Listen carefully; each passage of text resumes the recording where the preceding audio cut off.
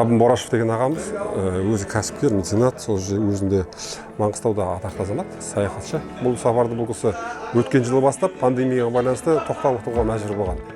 Бейнеуден шығып Шалқарға шейін жетті да, одан кейін тоқтатуға мәжбүр болып, биыл Шалқардан бері жалғасып отыр. Тәуелсіздіктің 30 жылдығында үлес қоссам, соның өскелең ұрпаққа тәрбиелік мәні болса деген мақсатта осы Астанаға шейін келіп.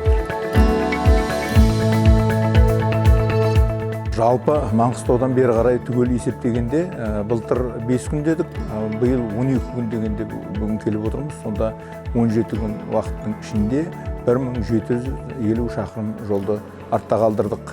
Міне осының бәрі тәуелсіздік жемісі.